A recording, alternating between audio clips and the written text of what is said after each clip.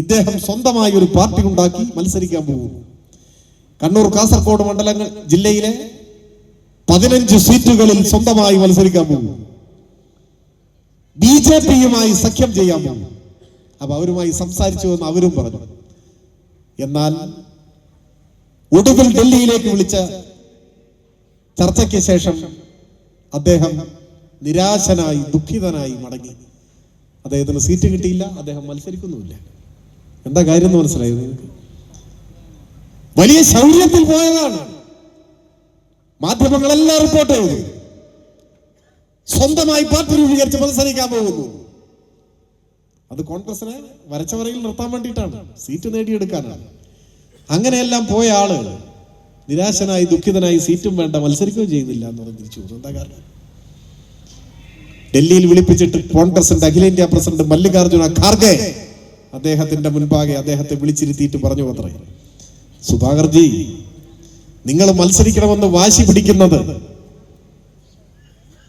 100 seat കിട്ടുന്നതാണല്ലോ അവകാശമാണ്, മുഖ്യമന്ത്രിയാകാൻ വേണ്ടിയാണ് എന്ന് എനിക്കറിയാം. അപ്പൊ അദ്ദേഹം ഒരു ഊറിയ ചിരി ചിരിച്ചു. ആ ചിരിച്ച സുധാകർജിയുടെ മുന്നിലേക്ക് ഖാർഗെജി ഒരു ഫയൽ വെച്ചു കൊടുത്തു. എന്താണ് ഫയൽ? 50 കോടി കൊടുത്തു കൊണ്ടുവന്ന കനകോലു ഈ കഴിഞ്ഞ ദിവസം ശാസ്ത്രീയമായി ഒരു ടീമിനെ വെച്ച് നടത്തിയ സർവേയുടെ റിസൾട്ടാണ്. കേരളത്തിലെ ഒരു സർവേയുടെ റിസൾട്ടാണ്.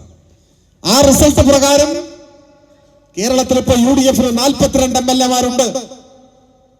കനകോലുവിന്റെ ഒടുവിലത്തെ സർവേ പ്രകാരം ആ 42-ൽ ഒരു 10 എണ്ണം കൂടി കുതാകവ. അതാണ് സംഭവം, മനസ്സിലായത്? അപ്പൊ മൊത്തം 32. അപ്പൊ 32 MLA-മാരിൽ ഒരാളായി വരണോ നിയമസഭയിൽ? വേണ്ട, ഞാൻ പാർലമെന്റിൽ തന്നെ ഇരുന്നോളാം, അടുത്ത വണ്ടിക്ക് കയറി തിരിച്ചിങ്ങോട്ട്. ഇതാണ് സംഭവിച്ചിട്ടുള്ളത്.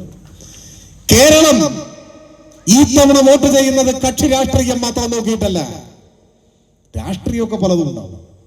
തിരുവട്ടിലും കുമളിയിലും ഒക്കെ പല രാഷ്ട്രീയ ചിന്താഗതികളുള്ളവരുണ്ടാവും. ഉണ്ടായിക്കോട്ടെ, ഒരു വിരോധവുമില്ല. പക്ഷെ ഇത്തവണ വോട്ട് രാഷ്ട്രീയ പരിഗണനകൾ മാത്രം നോക്കിയല്ല, പിന്നെയോ നാടിനു വേണ്ടിയാണ്. നാടിനു വേണ്ടിയാണ്, കേരളത്തിനു വേണ്ടിയാണ്. പെൻഷൻ മുടങ്ങാതിരിക്കാൻ, സ്കൂള് കൂട്ടാതിരിക്കാൻ, പാഠപുസ്തകം മുടങ്ങാതിരിക്കാൻ, പവർ കട്ട് വരാതിരിക്കാൻ, റോഡുകളിൽ കുണ്ടും കുഴിയും ഉണ്ടാകാതിരിക്കാൻ, ഈ നാട് സമാധാനം പുലരുന്ന നാടായി തുടരാൻ, അതിനാണ്.